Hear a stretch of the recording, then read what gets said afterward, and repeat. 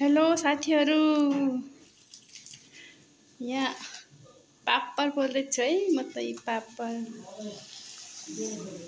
यसरी पोल्ने।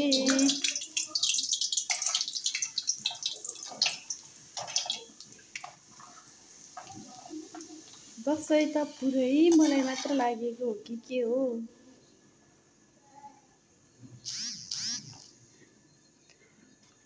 यति धेरै भइसक्यो, अझै पुगेको छैन मलाई।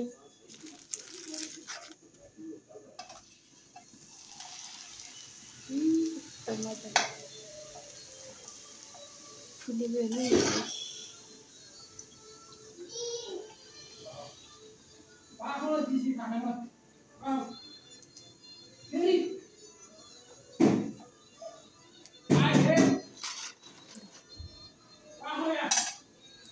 मैले त्यही ठुलो कुकरमा खाना पनि बसालिसकेँ।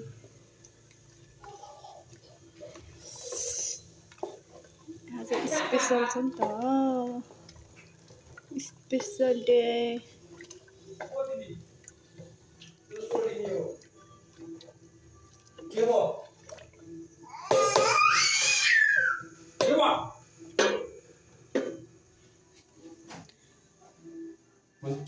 Oh, hello Angie Galan. How are you? Hello बाबा, नाना लगाइदिनुस् छोरोलाई। अब मैले यहाँ के पकाउँछु भन्ने कुरा थाहा छैन। कपमा के हो? रक्सी हो, रक्सी। खानुहुन्छ? हेर्नुस् गाइज, यो त कसरी निकाल्ने हो? यो त पुरै त्यति मासु हो। त्यो मम्मी उत्यहाँ के यिनीहरू त त्यहाँ गर्ने हो कि उत्यहाँ? किन? त्यो ठुलो आगो बल्छ नि त। किन ठुलो पार्नु पर्छ? कसरी निकाल्ने हो? त्यसरी नै हो।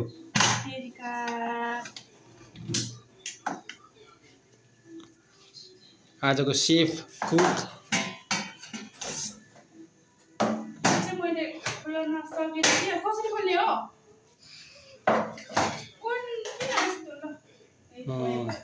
पापड रेडी। को आयो हेर खाना खोल्नुको कुरा लाग्यो त।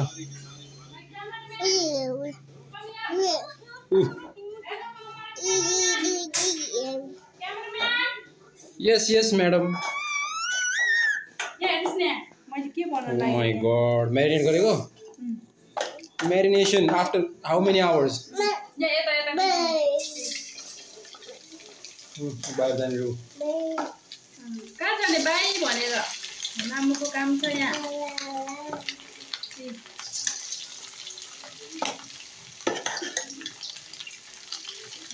गाइस, मैले रोस्ट बनाएको। हजुरहरू पनि सिक्नु होला भन्न चाहन्छु।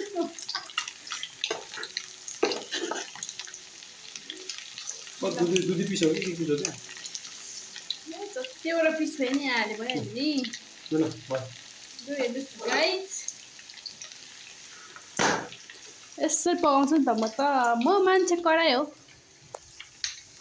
हेर मेरो भातको बिचोक भएछ फेरि यतातिर। यो चलाइरहनु पर्छ है साथीहरू, भात चाहिँ चलाइरहनु पर्छ। यसरी चलाएर यो पानी अलि सुक्खा बनाउने।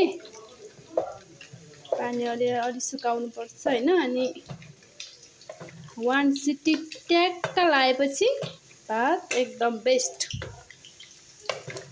चलाएन भने चाहिँ फेरि भात कोही गिलो कोही काँचो हुन्छ कि, त्यही भएर यसरी चलाइरहनु पर्छ।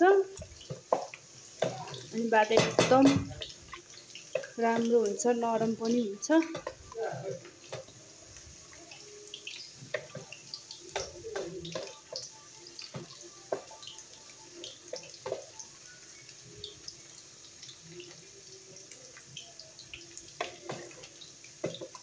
यसो गरेर अनि यो पानी अलि सुकाएपछि चाहिँ खाना फर्र नरम हुन्छ।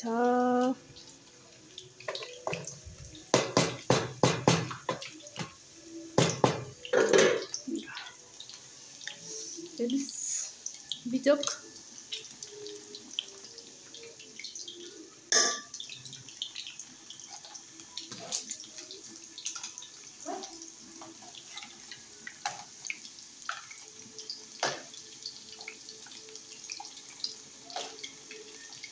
रोस्ट हो नि साथीहरू यो त रोस्ट यो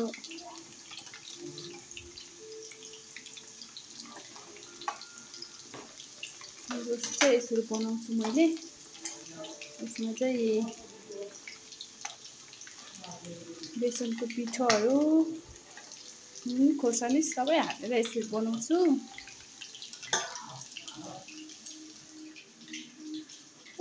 अब यहाँ अचार बनाउनलाई फेरि रेडी गर्नुपर्छ यहाँ काँक्रो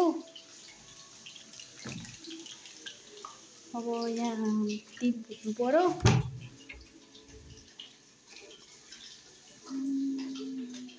कोही त यहाँ भित्र लुकेर बसिरहेको रहेछ यस्तो छ हाम्रो स्टोर यहाँ भाँडा राख्ने स्टोर पनि यस्तो सानो सानो